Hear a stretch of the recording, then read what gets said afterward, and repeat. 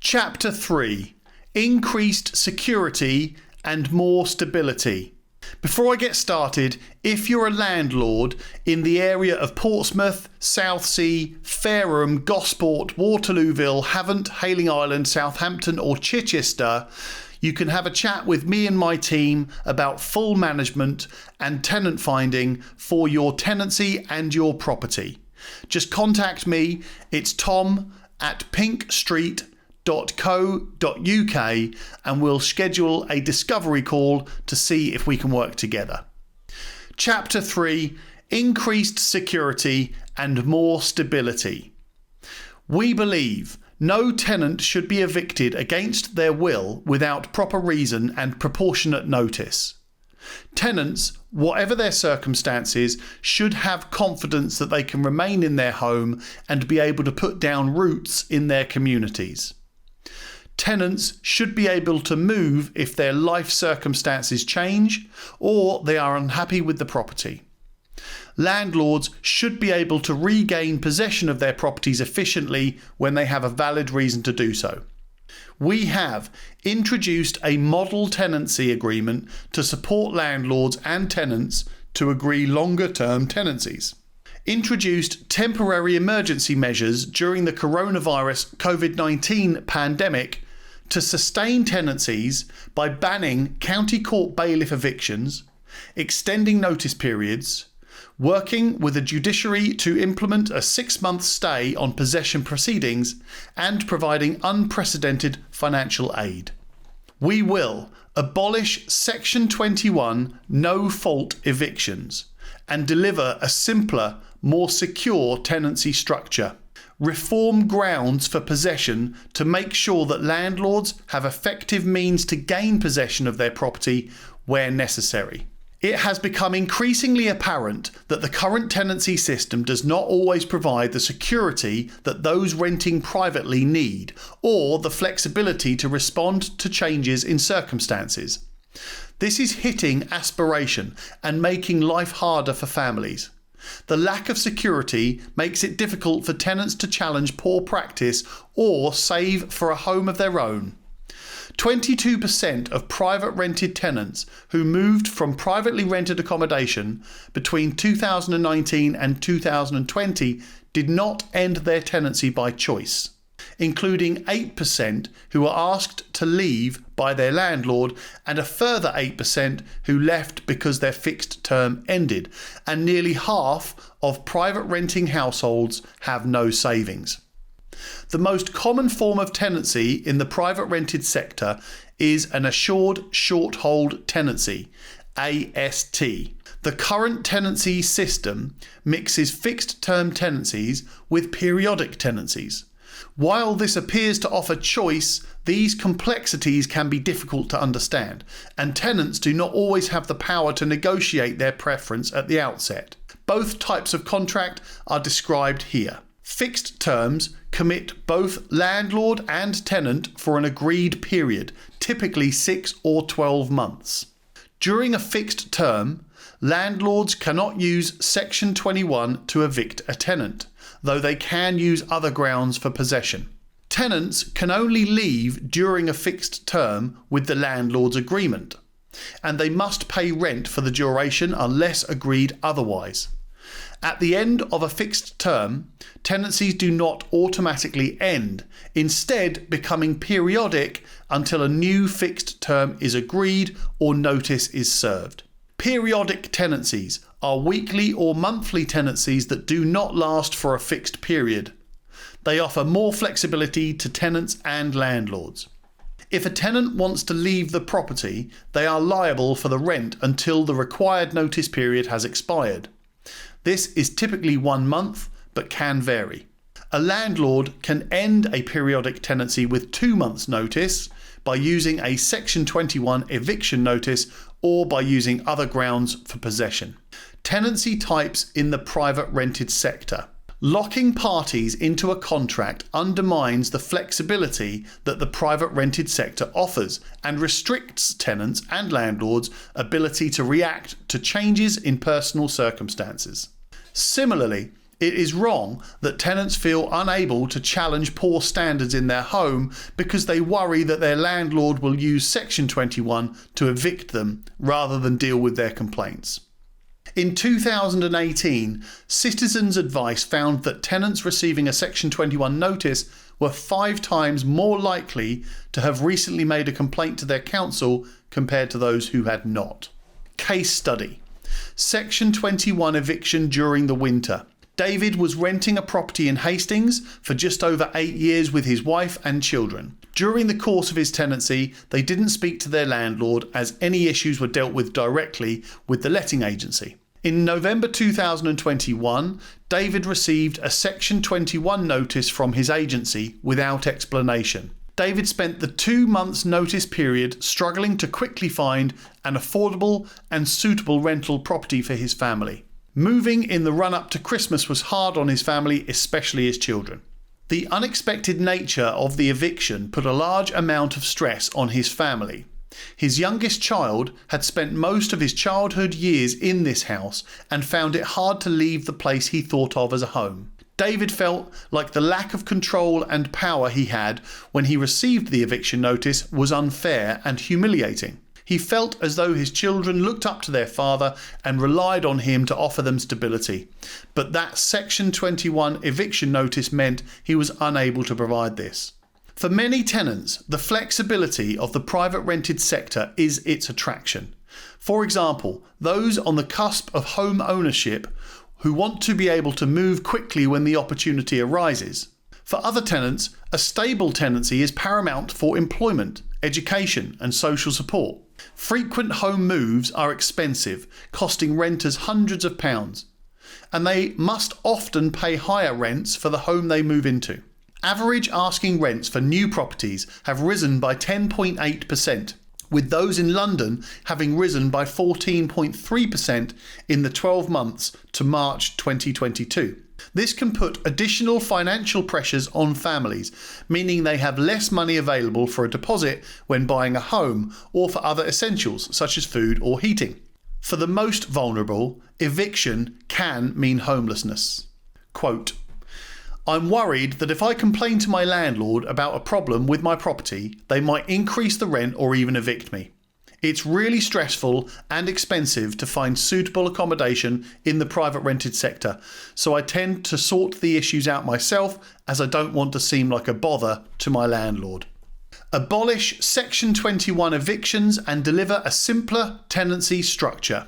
We will abolish Section 21 evictions and simplify tenancy structures. To achieve this, we will move all tenants who would previously have had an assured tenancy or assured short-hold tenancy onto a single system of periodic tenancies. This will provide greater security for tenants while retaining the important flexibility that privately rented accommodation offers. This will enable tenants to leave poor quality properties without remaining liable for the rent, or to move more easily when their circumstances change. For example, to take up a new job opportunity. Tenants will need to provide 2 months' notice when leaving a tenancy, ensuring landlords recoup the costs of finding a tenant and avoid lengthy void periods. Landlords will only be able to evict a tenant in reasonable circumstances, which will be defined in law, supporting tenants to save with fewer unwanted moves. Removing Section 21 will level the playing field between landlord and tenant, empowering tenants to challenge poor practice and unjustified rent increases, as well as incentivising landlords to engage and resolve issues. With a single tenancy structure, both parties will better understand their rights and responsibilities. Quote, "If both the landlord and tenant adhere to their responsibilities, longer tenancies are beneficial for both parties. It provides tenants with the stability of knowing they can stay in the property while landlords do not have to worry about their property being vacant." Section 21 and assured short-hold tenancies are used by a range of housing sectors. Most students will continue to move property at the end of the academic year. However, for certain students this is not appropriate. For example, because they have local ties or a family to support. It is important that students have the same opportunity to live in a secure home and challenge poor standards as others in the private rented sector. Therefore, students renting in the general private rental market will be included within the reforms, maintaining consistency across the private rented sector. We recognise, however, that purpose-built student accommodation cannot typically be let to non-students, and we will exempt these properties, with tenancies instead governed by the Protection from Eviction Act 1977, so long as the provider is registered for a government-approved code. We will allow time for a smooth transition to the new system, supporting tenants, landlords and agents to adjust while making sure that tenants can benefit from the new system as soon as possible. We will implement the new system in 2 stages, ensuring all stakeholders have sufficient notice to implement the necessary changes. We will provide at least 6 months' notice of our first implementation date, after which all new tenancies will be periodic and governed by the new rules. Specific timing will depend on when the royal assent is secured. To avoid a 2-tier rental sector and to make sure landlords and tenants are clear on their rights, all existing tenancies will transition to the new system on a second implementation date. After this point, all tenants will be protected from Section 21 eviction. We will allow at least 12 months between the first and second dates. The government is clear that misuse of the system or any attempt to find loopholes will not be tolerated, and the reforms that we are putting in place for tenants will only make a difference if they are effectively enforced.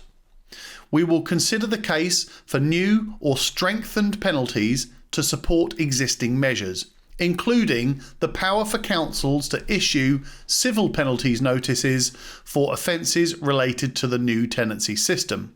We will also explore how to help local councils in tackling illegal evictions. Tenants in the private rented sector are protected from illegal evictions and harassments under the Protection from Evictions Act 1977. Local councils and the police have enforcement powers to investigate cases of illegal evictions and harassment and can prosecute where an offence has been committed. We understand, however, that successful prosecutions are rare and there is a great deal of variation in enforcement practice across the country. We recognise the need to clamp down on illegal evictions and ensure that the statutory framework is robust so that we can protect tenants. We will consider if amendments to the Protection from Evictions Act 1977 are necessary to help local authorities in tackling illegal evictions. For example, permitting local councils to issue civil penalties for cases of illegal evictions and harassment. How we can support local councils to work effectively with the police, and how to ensure penalties reflect the serious impact that illegal eviction has on the tenants. Reformed grounds for possession. The system must work for responsible landlords, letting agents and communities. Landlords who maintain good letting practices and standards are a vulnerable part of our housing market and must be able to regain possession of their properties where necessary. We will reform grounds of possession so that they are comprehensive, fair and efficient, striking a balance between protecting tenant security and landlords' right to manage their property. Recognising that landlord circumstances can change, we will introduce a new ground for landlords who wish to sell their property and allow landlords and their close family members to move into a rental property. We will not allow the use of these grounds in the first 6 months of a tenancy, replicating the existing restrictions on when Section 21 can be used. This will provide security to tenants whilst ensuring landlords have flexibility to respond to changes in their personal circumstances. Landlords have raised concerns that some tenants pay off a small amount of arrears, taking them just below the mandatory repossession threshold of 2 months arrears, which must be demonstrated both at time of serving notice and hearing, to avoid eviction at a court hearing. Where tenants do this repeatedly, it represents an unfair financial burden on the landlords in lost rent and court costs, and indicates that a tenancy may be unsustainable for a tenant. We will introduce a new mandatory ground for repeated serious arrears. Eviction will be mandatory where a tenant has been in at least 2 months' rent arrears 3 times within the previous 3 years, regardless of the arrears balance at hearing. This supports landlords facing undue burdens while making sure that tenants with long-standing tenancies are not evicted due to one-off financial shocks that occur years apart. We will increase the notice period for the existing rent arrears eviction ground to 4 weeks, and will retain the mandatory threshold at 2 months arrears at the time of serving notice and hearing. This will make sure that tenants have reasonable opportunity to pay off arrears without losing their home. We recognise that tenants may sometimes breach the relevant thresholds for the mandatory rent arrears grounds because of the timing of their welfare payments. This could occur, for instance, because a relevant benefits payment, which the tenant has been assessed as entitled to, has not yet been paid out. We will prevent tenants in this scenario from being evicted, provided it's the reason they have exceeded the mandatory rent arrears threshold. In cases of criminal behaviour or serious antisocial behaviour, we will lower the notice period for the existing mandatory eviction ground and explore whether further guidance would help landlords and tenants to resolve issues at an earlier stage. We will introduce new specialist grounds for possession to make sure that those providing supported and temporary accommodation continue to deliver vital services. We will also ensure that private registered providers continue to have access to the same range of grounds as private landlords, and the agriculture sector can continue to function through grounds to support rural employment. We know that when landlords pursue possession, they want a reasonable degree of certainty about the outcome. As far as possible, we have defined grounds unambiguously so that landlords can have certainty that the grounds will be met when going to court, and made them mandatory where it's reasonable to award possession. This means judges must grant possession if the landlord can prove that the ground has been met. We will take a proportionate approach to the period of notice that a landlord must give when seeking possession. Tenants must be given sufficient time to find appropriate alternative housing when their landlord requires possession of the property. Equally, in some circumstances, tenancies must end quickly, such as where a landlord faces undue burdens or there is a serious risk to community safety. We will require 2 months' notice in circumstances beyond a tenant's control, such as the landlord selling, with less notice required for rent arrears and serious tenant fault.